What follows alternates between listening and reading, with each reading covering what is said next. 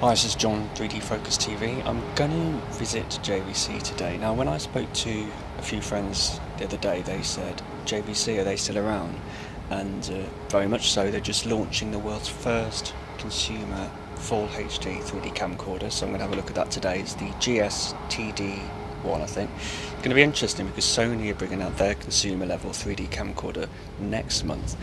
Is the demand for all this? I mean, I personally think it's quite bizarre that the two major companies are bringing out 3D consumer camcorder models out when still not quite sure whether how many people are going to invest in 3D TVs, but it should be interesting, and hopefully I'll get some really good footage for you, hopefully even some camera footage as well, so let's have a look. So the battery compartment is here, and then obviously you can see the lens here, and then the control mechanism on the back. That is it.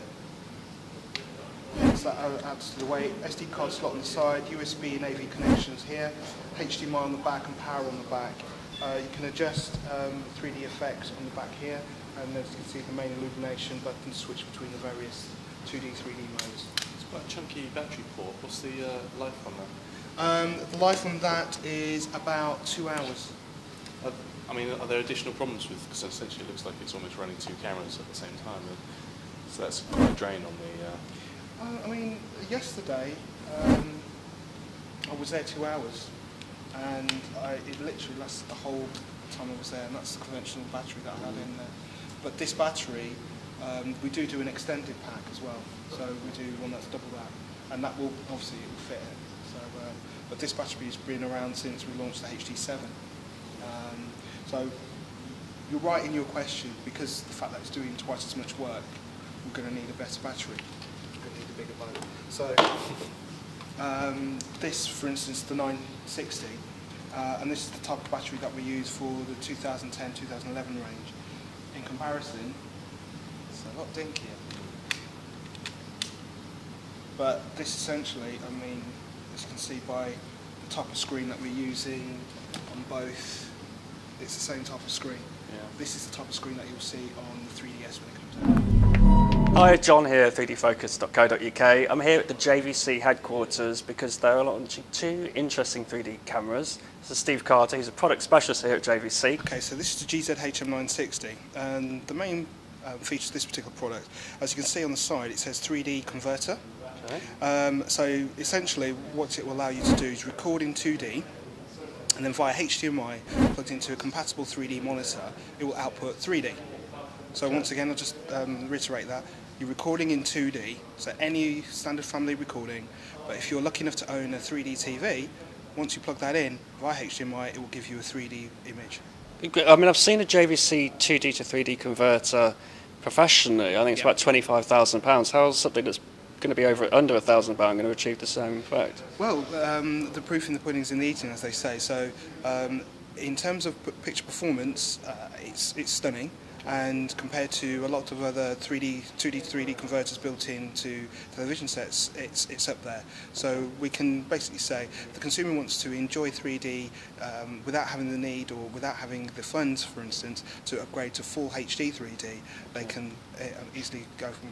Aside from, well, I mean, you can see 3D on the glasses-free screen as well, can't you? Which is pretty clever on the, which is what, 3.5 inches? 3.5 inch screen, and as you just mentioned, it's a glasses-free screen, so it's a parallax technology. Okay. So the consumer can switch between 2D or 3D, and the easiest way to do that is with this really big 3D button on the side here. Okay. So the consumer can switch between 2D, 3D, and be able to play back in conventional mode and record.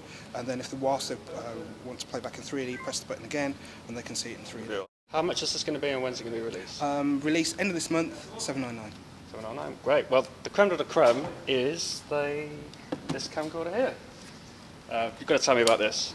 This is really what the main day is about. Well, for me it is anyway. So this is the GS TD-1. We launched this, or announced the launch of this product in February of this year at CES. Once again, f1.2 super bright lens with the full HD 3D glassless touch panel screen. But the main thing, as you can see on the front, we have two lenses. Okay. Within the body of the camera we have two devices, both full HD, so this will then give us full HD 3D picture performance. Okay, how can you do full HD? Because side by side, AVC HD, that's half, so how have you achieved the full resolution? So how we achieved it, what normally happens is that Other manufacturers will have one device. Okay. And then they have two lenses, and they're recording two images onto one device. So basically, splitting a full HD image in half. Okay. So 1080 by 960 for each eye. Right. Yeah. What we're recording is full HD for the left eye, full HD for the right eye. Okay. And then this gives us, or gives the consumer, I should say, full HD playback via projector system, via television set, and they can enjoy full HD resolution, but in 3D. Is it quite easy what the file format to edit? In terms of editing, we will launch a editing software with the camcorder. Okay. In terms of editing MVC, I'm going to be very honest with you, I haven't had the opportunity to play with the software yet. Okay, but so you can, but it does give you the option to Yes. output side by side anyway. So Exactly. Okay. So we'll be able to record in 2D, Right. be able to record in side by side in AVC HD, and we'll be able to record in 3D. I mean, I'm not just saying this because I'm here at JVC, but I have seen the demo. It's very, very impressive, especially for the price, which is £1,500, isn't it? Is it Yeah. the gift there, but within a month that'll probably be even less. So it's quite remarkable. Thanks so much. You're welcome. So, Michael Tomas from iWatch 3D has actually been using this camcorder for only about 10 minutes. He's just been walking around the building, and a link here is at the bottom now of what he's filmed. And for more information about Mike Tomas, who's a 3D producer, check out all the information below. And thank you so much, Steve, and all the best with this great new product. Thank you. Thank you.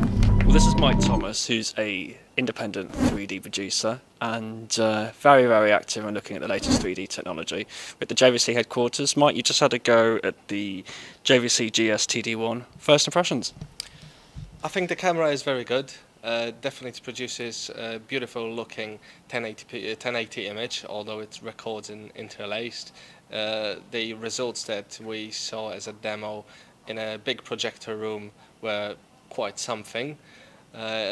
And that was a really, really nice picture, even at the wide angle, as well as a telephoto end of the lens. So I'm really impressed with it. I mean, for the price, it's pretty impressive, isn't it? What else have you used? So what are you comparing it to that you've used before? I've used rigs with two independent cameras and the Fuji W3. So from the Fuji W3, which is the all-in-one solution of my choice till now, this is a huge improvement. You just had a go at it just walking around, and we're going to put a link on the video to show you what you've just filmed. In terms of actually handling, because I actually found it a little bit sort of top-heavy, how did you find the actual physicality of the camera? The camera seems very well built. It's got lots of manual controls over it. If you put it on a tripod or any sort of a stabilization device, it should handle very well. Okay, so here's the big question. You've had a go. Would you buy it? Would you spend your £1,500, or are you going to wait? If you want to shoot 3D now, buy it. If you don't have any productions planned for the next 3 months, wait and see what Sony comes up with.